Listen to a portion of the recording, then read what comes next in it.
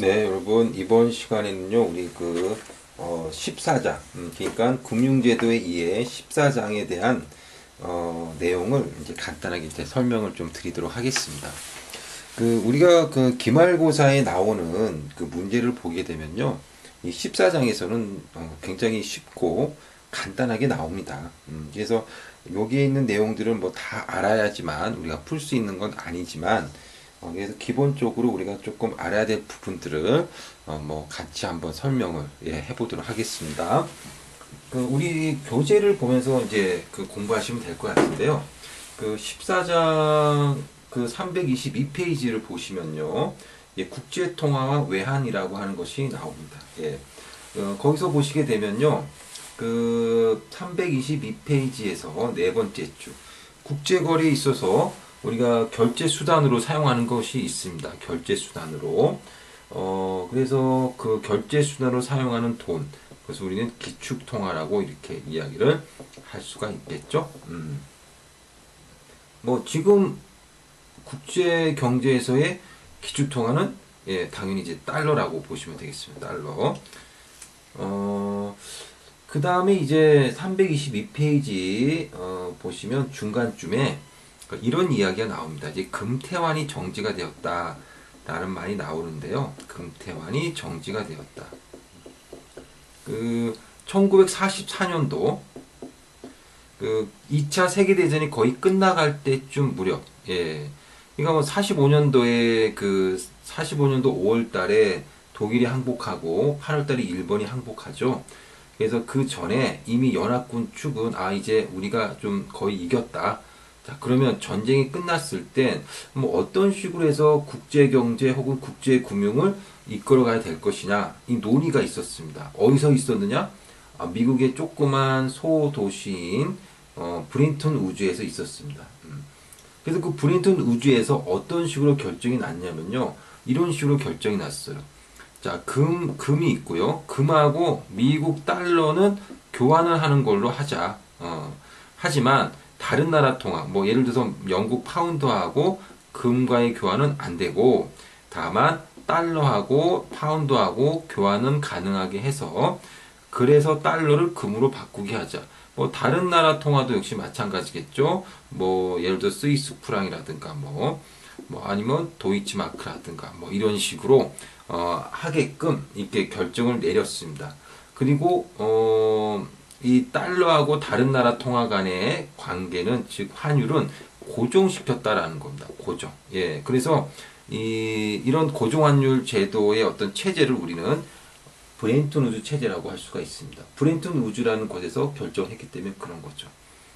그래서 브렌튼 우주 체제는 결국은 달러하고 금과의 교환을 허용했다, 이런 얘기입니다. 그게 바로 금태환인 거죠.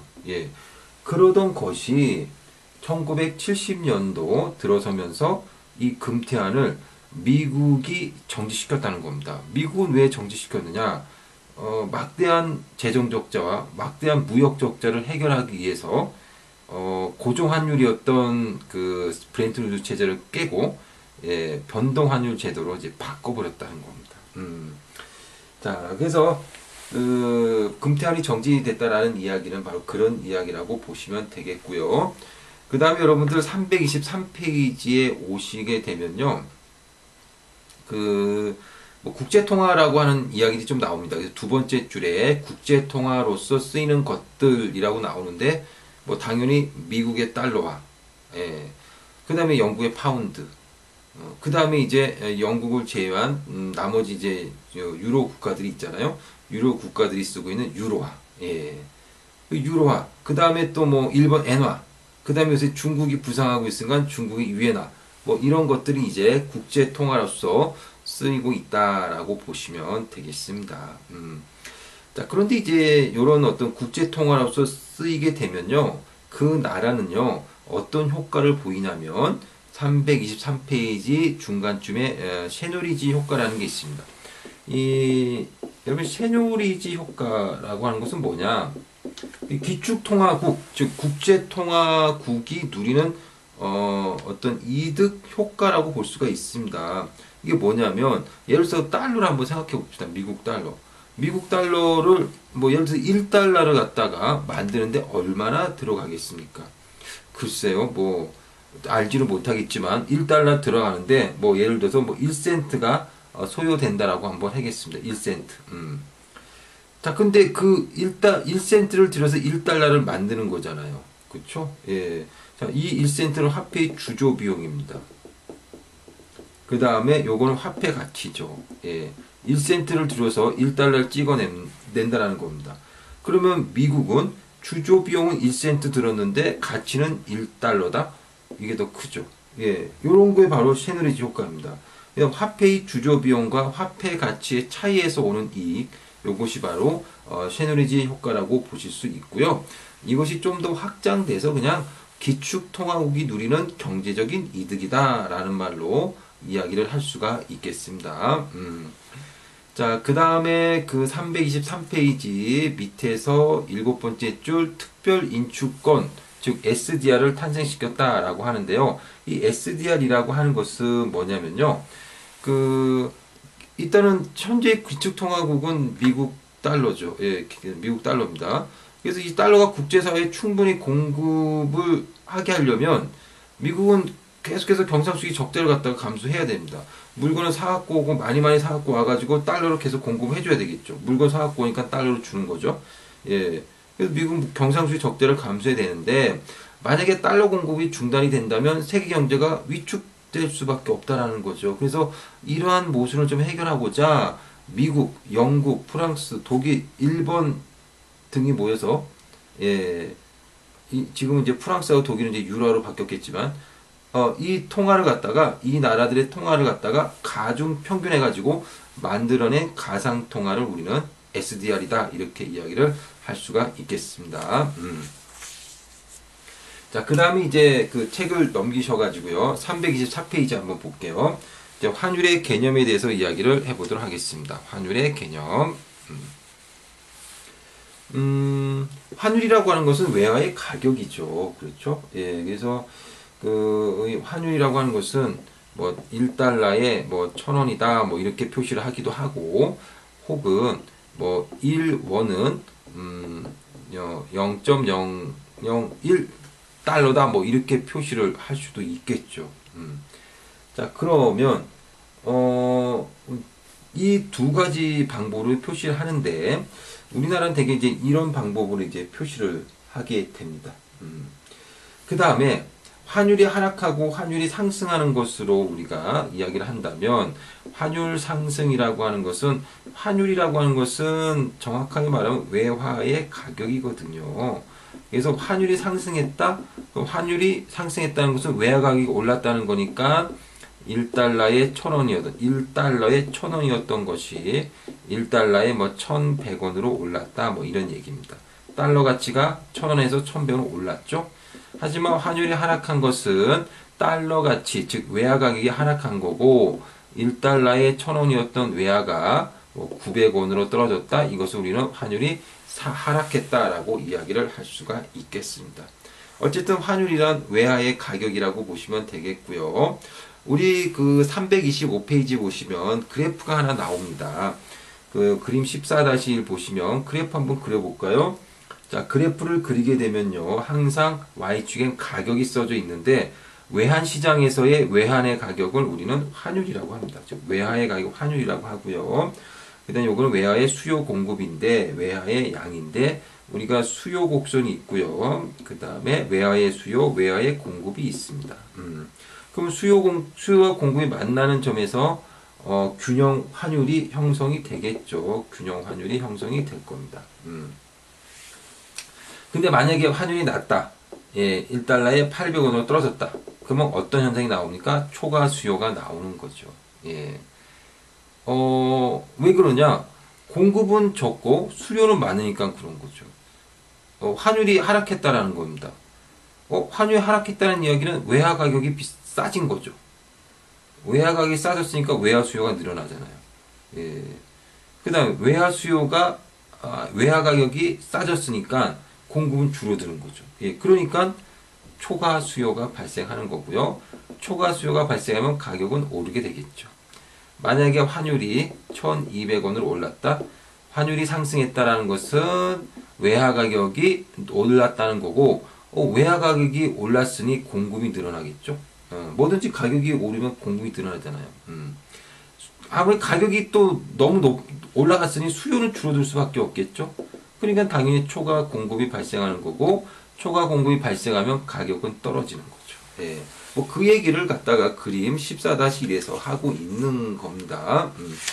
자, 그래서 책을 좀 넘기셔가지고요. 우리가 326페이지 한번 보도록 하겠습니다. 외환시장의 종류가 나오고 있습니다. 외환시장의 종류. 예. 자, 그래서 그 현물환 및 선물환 시장이라는 게 나오는데요. 우리가 현물환이 있고 선물환이 있습니다. 그래서 현물환과 선물환이 구분을 우리가 어떻게 하냐면요. 이렇게 합니다. 그래서, 우리가 외화를 거래할 때 당일날 결제하는 것을 value today라고 합니다. value today. 그 다음에 다음날 결제하는 것을 value tomorrow라고 합니다. 그 다음에 3일째 되는 날 결제하는 것을 value spot이라고 합니다. 그래서 결제일로 기준해 가지고요. 하나, 둘, 셋, 3일째까지 우리는 이것을 현물한 거래라고 합니다. 예, 3일까지 결제가 이루어지면 이것을 현물한 거래라고 하고, 4일째부터 결제가 이루어진다면 우리는 이것을 선물환이라고 이야기를 할 수가 있겠죠. 그래서 현물환과 선물환은 요런 식으로 이제 우리가 그 결제 시점에 따라 가지고 이제 구분을 할 수가 있겠습니다. 자, 그 다음에 또 우리가 봐야 될 것이 이제 327페이지. 이게 327페이지는 이제 시험에 좀 많이 나오는 것 같아요. 예, 뭐 어렵게 나오는 건 아니고요. 예. 자, 어쨌든 327페이지 보시게 되면요. 그 그림 14-1에서 이 재료가 균형안이 된다라는 말이 나옵니다. 327페이지 우리 한 뭐 5번째 줄 정도 보시면, 그러니까 그림 14-1 그려본 게 방금 그려봤죠. 뭐 이렇게 된 게 바로 균형 환율이라는 겁니다. 예, 이 재료. 예. 그런데 계속해서 우리가 책을 읽어보게 되면요, 그 수요 곡선이나 공급 곡선이 이제 이동을 한다라고 한번 해보도록 하겠습니다. 이동한다.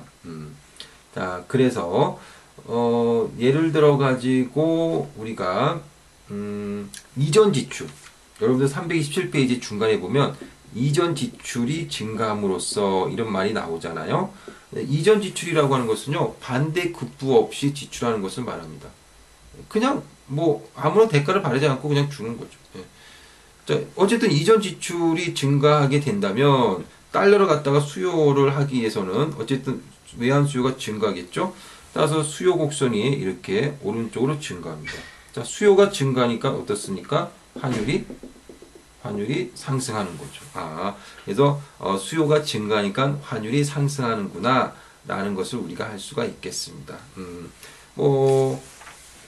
그 다음에 또 뭐 반대로 C라는 그래프를 보니까, 그림 14-1에서 C라는 그래프를 보니까 수요와 공급이 있고요. 공급이 늘었어요. 공급이 늘으니까 공급 곡선이 오른쪽으로 움직이겠죠. 자, 그러자 환율은 하락한다 라고 보시면 되겠습니다. 예. 자, 이런 식으로 그 수요가 증가하니까 환율이 올라가고 공급이 증가하니까 환율이 내려가는 이러한 것들을 갖다가 우리는 이제 외환시장의 안정성이라고 볼 수가 있겠습니다. 그래서 327페이지 중간에서 조금 아래에 보시게 되면 이러한 외환의 초과 수요를 근거로 하여 외환시장의 안정성을 분석할 수 있다. 외환의 초과 수요가 0보다 클 때 환율은 상승하고, 초과 수요가 0보다 작을 때 환율이 하락하게 된다면 외환시장은 안정성을 가지고 있다라고 할 수가 있겠습니다. 자, 그래서 그 외환의 초과 수요가 0보다 크다라고 하는 건 이런 거겠죠. 그래서 여기 초과 수요잖아요. 여기는 초과 공급이고요. 자, 그러면 초과 수요가 발생하면 올라가고 초과 공급이 발생하면 내려온다라고 말씀을 드렸죠. 자, 그래서 외환의 초과 수요가 0보다 클 때, 초과 수요가 분명히 0보다 크죠. 있잖아요, 초과 수요가. 그럴 때는 환율이 상승한다는 겁니다. 근데 요게 초과 공급, 이 초과 공급이 됐다는 것은 결국은 초과 수요가 없다, 즉 마이너스다라는 뜻이잖아요. 그래서 초과수요가 0보다 작으면 환율은 하락한다. 뭐 이런 이야기입니다. 그래서 시장에 의해서 초과수요가 발생하면 올라오고 초과 공급이 발생하면 내려와서 균형에 도달하게 되니까 이런 걸 우리는 외환시장은 안정성을 지니고 있다고 할 수 있다라는 겁니다. 예, 안정성. 예, 안정성. 자, 그 다음에 이제 그 328페이지 한번 보도록 하겠습니다. 거기 328페이지 맨 밑에 보면 자유변동 환율 제도가 나옵니다. 그래서 자유변동 환율 제도라고 하는 것은요, 그냥 시장에 내버려 두는 거죠. 한마디로 여기 수요와 공급에 의해서 수요와 공급 곡선에 의해 가지고 환율이 결정되게끔 하는 거죠. 이 자유변동 환율 제도하고 반대가 되는 게 바로 고정환율 제도입니다. 고정환율 제도는 말 그대로 고정시키는 겁니다, 환율을. 예. 자, 우리나라는 자유변동 환율 제도입니다. 예.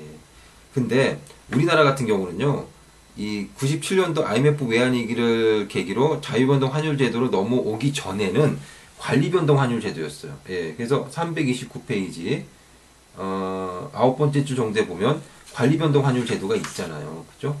예, 그래서 관리변동 환율 제도였다라고 보실 수가 있습니다. 예, 구체적으로 어떻게 했느냐, 330페이지 보시게 되면요, 그 밑에서 네 번째 줄 이야기 나오는데, 시장 평균 환율 제도화에서 환율의 결정은 전일자에 이루어진 모든 외국환 은행이 국내 외환시장에서 거래한 현물 거래 환율을 거래량으로 가중 평균하여 산출한다.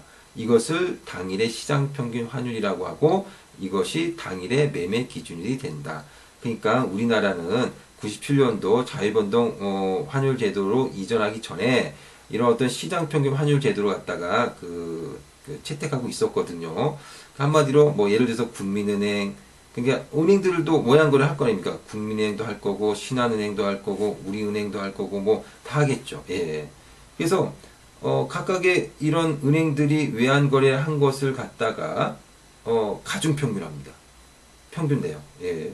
그래서 이걸 갖다가 이 당일의 시장평균 환율이다라고 고시하고 이것을 기준으로 이제 거래를 하는 거죠. 예. 자, 이것이 바로 이제 시장평균 환율 제도라고 보실 수 있겠습니다. 자, 그리고 332페이지 아까 말씀드렸던 내용들이 나오는데 332페이지 네 번째 줄 보면 97년도 11월 21일 IMF에 구제금을 신청하면서 어떻게 됐느냐? 중간쯤에 보면 결국 환율의 제한폭을 완전 철폐하여 변동 환율 제도를 채택하기 이르렀다. 뭐 이런 이야기가 나오고 있습니다. 그래서 IMF 외환위기로 인해서 우리가 이제 자유변동 환율 제도로 이행하게 되었다라고 보실 수가 있겠습니다. 자, 이렇게 해서 우리가 그 금융제도 2의 14장에 대한 간단한 내용들을 우리 같이 한번 해봤습니다. 자, 시험 문제는 뭐 그렇게 어렵지 않게 나오고요. 나왔던 문제들이 또 나오고 하니까 기출문제에서 14장에 나와 있는 문제들을 뭐 한두 번 정도 풀어보시면 쉽게 맞추실 수가 있을 겁니다. 예, 여러분 수고하셨습니다.